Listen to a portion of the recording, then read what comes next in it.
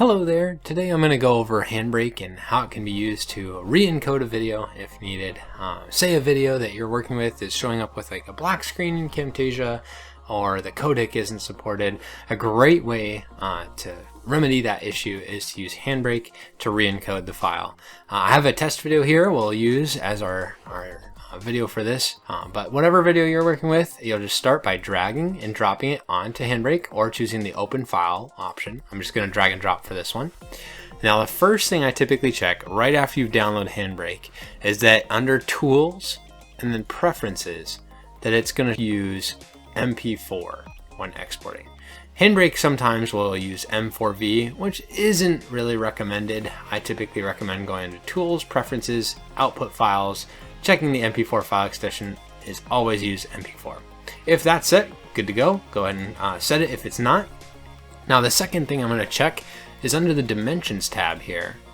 I want to make sure that the storage size and the display size is the same. So we can see here the storage size is 1920 by 1080, display size is 1920. And you'll also see under the summary tab, this should look the same under size. 1920 by 1080 storage, 1920 by 1080 display size.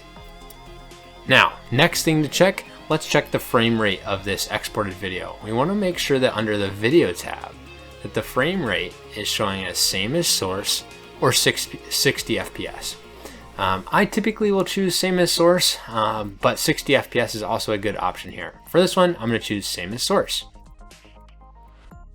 Now another thing to check under this filters tab, if you're having issues in Camtasia where your video looks washed out, say you took it on an iPhone or something, and it looks washed out after you bring it into Camtasia, under this videos tab, we'll want to check and set the color space to BT709 if it's washed out. So if your video is looking washed out, make sure to come under this filters tab, set the color space to BT709 there, right at the bottom. The last thing I would check is under this audio tab, just make sure there's an audio source here that's showing. If you have any audio in your video, you should see at least one source here. Typically you just want a single source here selected for export. You don't have to do anything here. If you see it in here, you should be good to go. We'll leave that as auto and everything else there. Now if you go back to the summary, we'll also want to make sure this is checked, align audio video start. Make sure that's that your video is aligned there with the audio in the video. Alright, once you're done, choose the location you want to save it as. I typically click this browse button.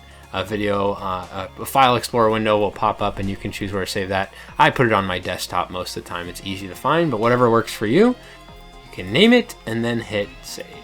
Alright, now that we've got the file location set and all of our settings are checked, it's as easy as hitting start encode. You'll notice there will be a loading bar down here as it encodes. Once this is done, your video will show in the location that you set to export, and you can go there, try dragging that new video into Camtasia.